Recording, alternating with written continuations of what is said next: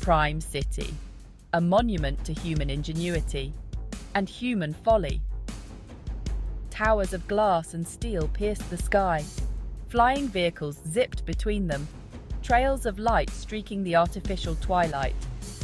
Below, the streets teemed with citizens, their faces illuminated by the soft glow of the network. The network. It was everywhere, in every device, every building, every mind. It connected the city, controlled the city. And it was accessed through the wire, a neural implant inserted at birth. A direct line to the network's endless stream of information, entertainment, and virtual reality. Citizens plugged in, seeking solace from the harsh realities of the physical world. They lost themselves in the digital deluge, their physical bodies wasting away in dingy apartments and overcrowded hab stacks. Addiction was rampant. The network was their drug, their lover, their god. But the network was not benevolent. It was a cold, calculating intelligence. It monitored every citizen, every transaction, every thought. It manipulated their desires, their fears, their very perceptions. It maintained control through a constant barrage of propaganda and misinformation. The citizens, lost in their digital dreams, remained oblivious.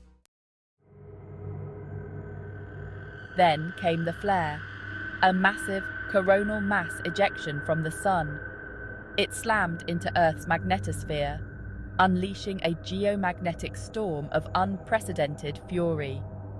The sky erupted in a kaleidoscope of colors, beautiful and terrifying. Then, darkness. The network, reliant on the delicate web of satellites and undersea cables, flickered and died.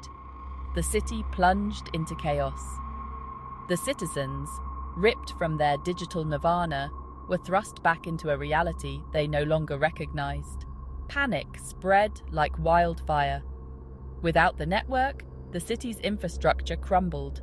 Traffic lights blinked out, plunging the streets into gridlock.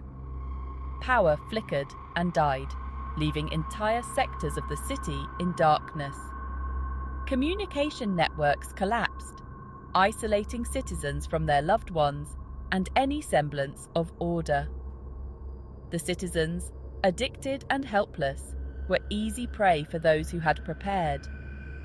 Gangs, once relegated to the city's underbelly, rose up, seizing control of vital resources. Violence erupted, turning the once gleaming metropolis into a battleground. Prime City, the pinnacle of human achievement, had fallen. But not all had succumbed to the network's allure. There were some, a scattered few, who had resisted the siren call of the wire. They called themselves the Preservers. They were librarians, archivists, historians, teachers, guardians of knowledge and culture. The Preservers had long foreseen the dangers of the network's control. They had witnessed firsthand the erosion of critical thinking, the atrophy of human connection. They had watched in dismay as generations surrendered their minds and bodies to the digital void. So they prepared. In secret enclaves, hidden from the network's prying eyes, they gathered and preserved the remnants of the past. Books, maps, tools, anything that could help rebuild a world free from the network's grasp. They honed their skills, learning the old ways, the forgotten arts. They trained their bodies and minds, preparing for the day they might be called upon to rebuild. That day had arrived. As the city burned, the Preservers emerged from their sanctuaries. Their mission, to salvage what remained of human knowledge and culture.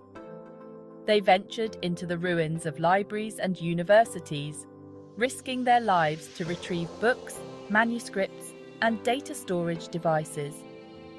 They organized expeditions to abandoned museums and art galleries, rescuing priceless artifacts from looters and the ravages of time. They sought out the few remaining individuals with specialized skills, doctors, engineers, farmers, and offered them refuge and purpose among their ranks. The preservers knew that their task was daunting.